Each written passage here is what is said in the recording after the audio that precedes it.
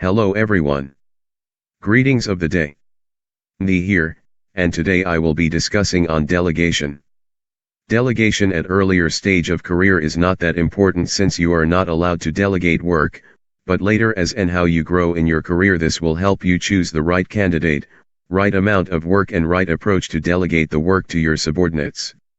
Let us quickly go through the flow of presentation to know what all will be included in today's session. So, firstly we will understand what is delegation through definition, then we will see the elements of delegation, characteristics, process, types of delegation, importance, and at last we will conclude with the fallbacks of it.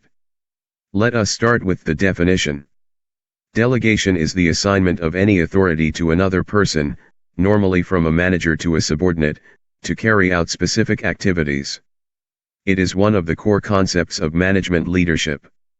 However, the person who delegated the work remains accountable for the outcome of the delegated work. Delegation is an administrative process of getting things done by others by giving them responsibility. All important decisions are taken at top level by board of directors. The execution is entrusted to chief executive. The chief executive assigns the work to departmental managers who in turn delegate the authority to their subordinates. Every superior delegate the authority to subordinates for getting a particular work done.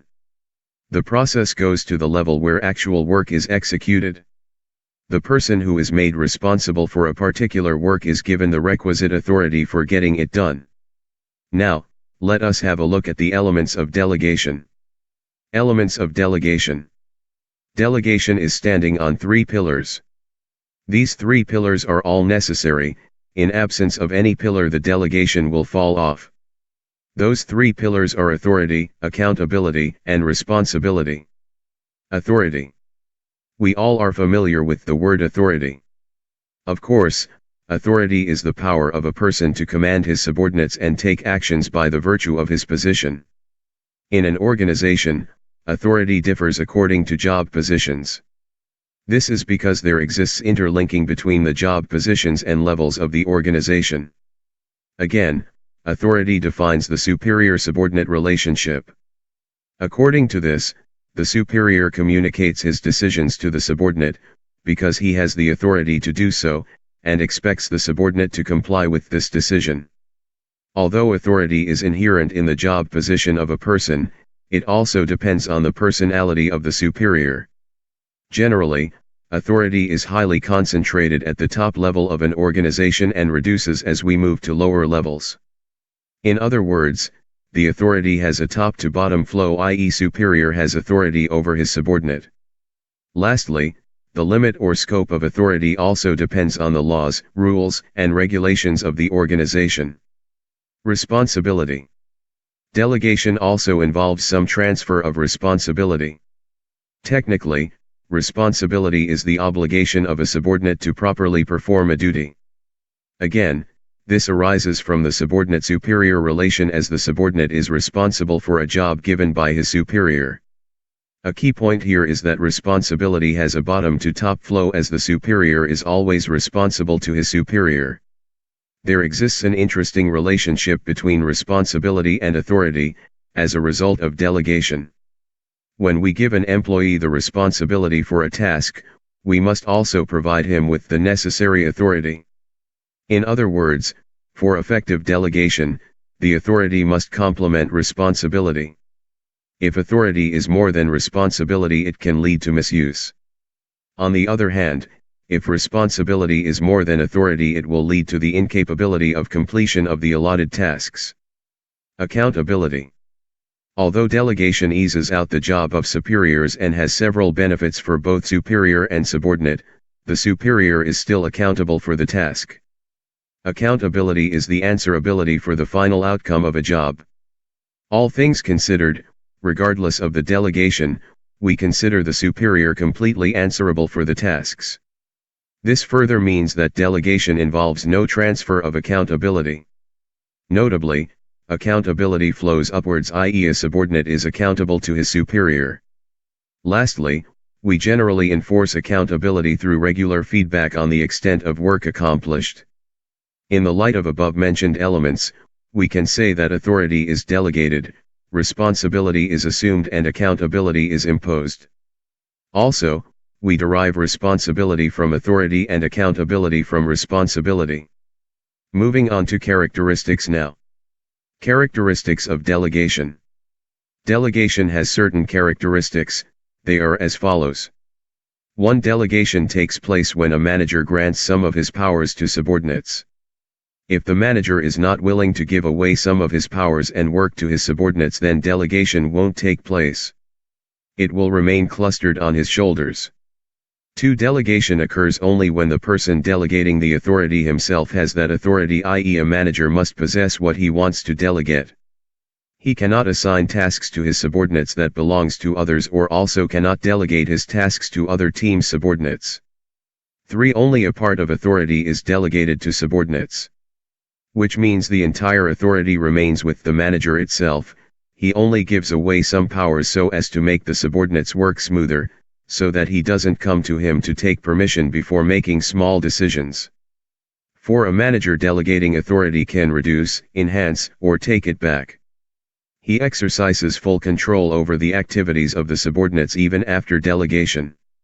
Subordinates do not play any role in this. 5. It is only the authority which is delegated and not the responsibility.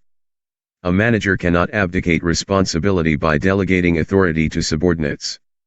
Even after delegation of authority and accountability, the responsibility remains with the manager. He cannot slip away from it. After this, let us see how delegation works. What is its process? Delegation process. Delegation may look an easier task to do, but it is not.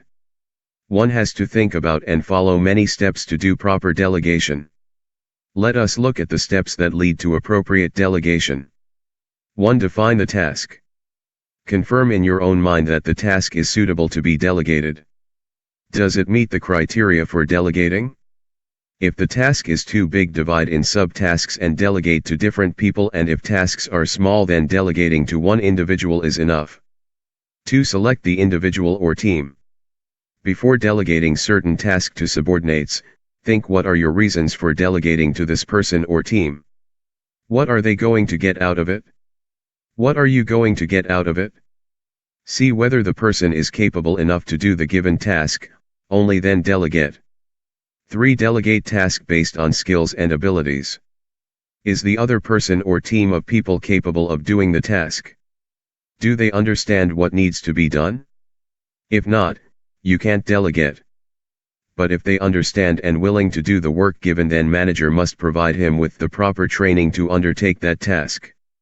4. Provide thorough direction and consent. You must explain why the job or responsibility is being appointed to someone else. And why to that person or people. What is its importance and relevance? Where does it fit in the overall scheme of things? What must be achieved? Clarify understanding by getting feedback from the other person. How will the task be measured? Make sure they know how you intend to decide that the job is being successfully done. Discuss and agree what is required to get the job done. Consider people, location, premises, equipment, money, materials, other related activities and services. When must the job be finished? Or if an ongoing duty, when are the review dates? When are the reports due? And if the task is complex and has parts or stages, what are the priorities? At this point you may need to confirm understanding with the other person of the previous points, getting ideas and interpretation. As well as showing you that the job can be done, this helps to reinforce commitment. 5. Foster support and communicate. Think about who else needs to know what's going on, and inform them. Involve the other person in considering this so they can see beyond the issue at hand. Do not leave the person to inform your own peers of their new responsibility. Warn the person about any awkward matters of politics or protocol. Inform your own boss if the task is important, and of sufficient profile. Methods of checking and controlling must be agreed with the other person. Failing to agree this in advance will cause this monitoring to seem like interference or lack of trust. 6. Feedback on results. It is essential to let the person know how they are doing, and whether they have achieved their aims. If not, you must review with them why things did not go to plan, and deal with the problems. You must absorb the consequences of failure, and pass on the credit for success. There are different types of delegation that prevails. Let us check out each of them. Types of delegation. There are different ways in which managers tend to delegate their work. Some are mentioned below. General delegation. When authority is given to perform general managerial functions like planning, organizing, directing, etc., the subordinate managers perform these functions and enjoy the authority required to carry out these responsibilities. The chief executive exercises overall control and guides the subordinates from time to time. Specific delegation. The specific delegation may relate to a particular function or an assigned task. The authority delegated to the production manager for carrying out this function will be a specific delegation. Various departmental managers get specific authority to undertake their departmental duties. Formal delegation. Formal delegation of authority is the part of organizational structure. Whenever a task is assigned to a person, then the required authority is also given to him. This type of delegation is part of the normal functioning of the organization. Every person is automatically given authority as per his duties. When production manager gets powers to increase production, then it is a formal delegation of authority. Informal delegation. Informal delegation does not arise due to position but according to circumstances. A person may undertake a particular task not because he has been assigned it, but it is necessary to do his normal work. Lateral delegation. When a person is delegated an authority to accomplish a task, he may need the assistance of a number of persons. It may take time to formally get assistance from these persons. He may indirectly contact the persons to get their help for taking up the work by cutting short time of formal delegation. When the authority is delegated informally, it is called lateral delegation. Reserved authority. A delegator may not like to delegate every authority to the subordinates. The authority which he keeps with him is called reserved authority. Delegated authority. The authority which is assigned to the subordinates is delegated authority. He can use the authority to make his work easy and smooth. Importance of delegation. Delegation is a vital task for any manager to carry out since it will affect the end objectives of the organization. The importance of delegation in organization is as follows. Effective management. Delegation provides a breathing space to managers by sharing their workload. As a result, managers can concentrate on tasks with higher priority. Further, freedom from routine work allows for exploration of new ideas. Employee development. With the help of delegation, we assign new responsibilities to employees. This allows for them to work on a domain which is different from the monotonous routine work, helping them to develop new skills and discover hidden talents. Thus, delegation leads to the development of employees by providing them to expand their area of operation and helping them to grow. Effectively, it increases their future prospects and breeds future managers. Motivation of employees. Through the process of delegation, superiors entrust suitable subordinates with the tasks that are assigned to them. This not only leads to the development of talent but also has various psychological benefits. This is because, the faith and trust displayed in the subordinate build his confidence and self-esteem, which ultimately drives him to work harder. Facilitation of growth. As mentioned, delegation provides employees with opportunities to develop and effectively trains them as better decision makers and managers. This further aids in the process of expansion of an organization, as it already has the suitable workforce which is competent enough. Management hierarchy. Delegation establishes the superior-subordinate relationship. Also, it directly relates to the extent and flow of authority. This is because authority determines who has to report to whom. Benefit of expertise. By delegating the work, manager is getting it done by an expert in that work. He delegates the work to someone who can do it best, thus benefit of expertise is attained. While delegating, We also face certain fallbacks. Let us discuss it. Fallbacks of delegation. When the manager delegates the work, he expects the subordinates must complete them, but sometimes it happens that delegation doesn't work properly, resulting in lower outcomes. Some such reasons are listed down below. Insufficient skills. It may happen that the manager wanted to get the task done impulsively, and thus would have given it to anyone who is available. Here in this case the work done will not be up to the mark since the right person was chosen to do that.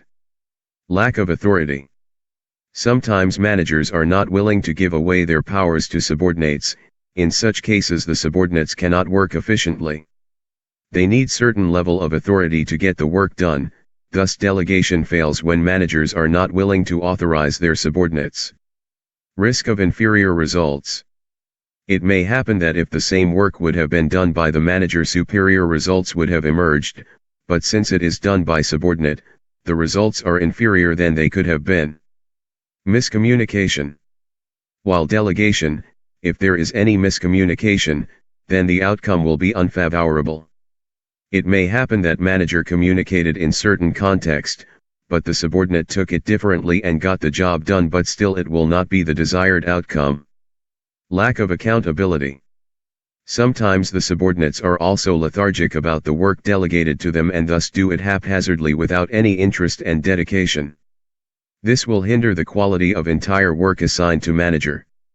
This is all that can be included under this topic. We learned what is delegation, we learned about its elements, its characteristics, its process, its importance, and a few reasons through which delegation may fail. I hope you found it enlightening and enjoyed today's session. Thank you.